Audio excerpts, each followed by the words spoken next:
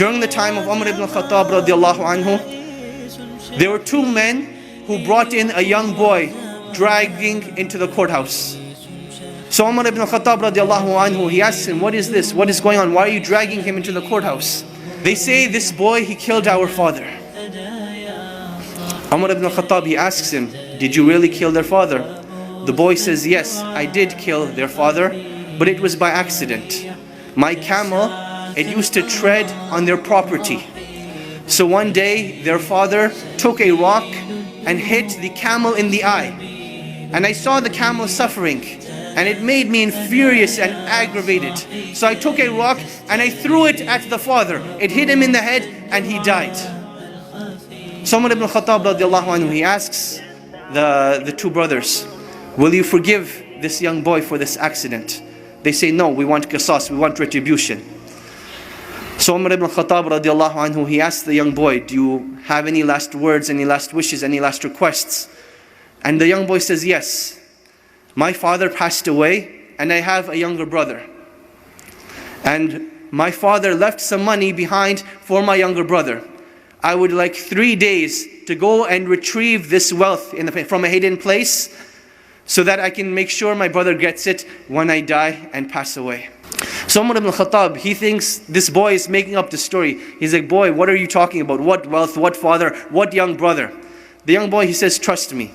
Umar ibn Khattab, he says, okay, I will trust you, but find a guarantor for you. Someone who will guarantee that you will come back. The young boy, he looks around, there's a packed courthouse. Will someone not help me today? And everyone, as the boy's looking around, they turn their face away, they turn their faces down. No one wants to help this boy. Then from the back of the courthouse, a hand races up. Whose hand is it? Abu Dharr al-Ghifari radiallahu anhu, the noble and illustrious companion who gave da'wah to so many of the tribes. He says, I will be the guarantor of this boy. Now understand what it means to be the guarantor. Meaning that if this boy does not come back, it is the head of Abu Dharr al-Ghifari radiallahu anhu that will be chopped off, that he will be killed. Abu Dharr al-Ghifari, he says, I will be the guarantor. So the boy goes away. The first day goes by, the boy is nowhere to be seen. The second day goes by, the boy is still nowhere to be seen. Asr time comes on the third day. The two brothers go to Abu Dharr al-Ghifari radiallahu anhu, and they say, come with us to the courthouse. It is time. Abu Dharr al-Ghifari radiallahu anhu says, I will come to the courthouse, but the day does not end until Maghrib. So now Abu Dharr al-Ghifari is walking through Medina with these two brothers. They're going to the courthouse. And the people of Medina are following behind them, all getting to the courthouse to see what is going to happen. It is now the talk of the town. You can imagine, minutes are going by, the courthouse is filling up, the anxiety is building up. Will Abu Dharr al-Ghifari have his life sacrificed for the mistake of a boy? And literally minutes before the adhan of Salatul Maghrib, the boy rushes in. People are now shouting, they're happy, they're wondering what's going to happen, will everyone be forgiven, will everyone be happy, what's going to happen?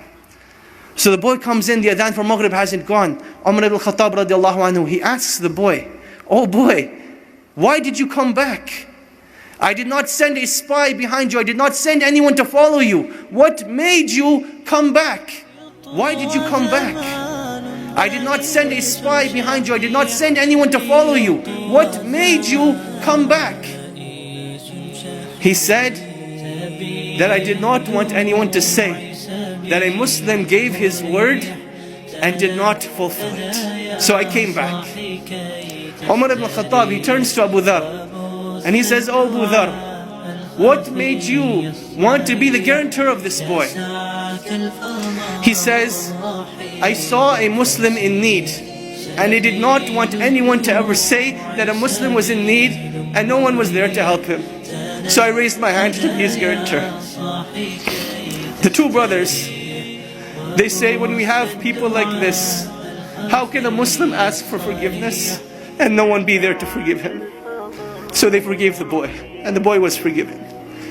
This was the legacy of Islam. This was the code of conduct. This is why during the Khilaf of Umar ibn Khattab, they were able to reach the border of China all the way to the south of France.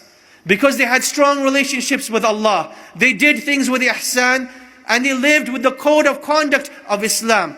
And this is when Allah subhanahu wa ta'ala will restore the izzah of this nation and will make us once again proud of the great legacies that have been left behind, in hopes that one day we will be called a great legacy.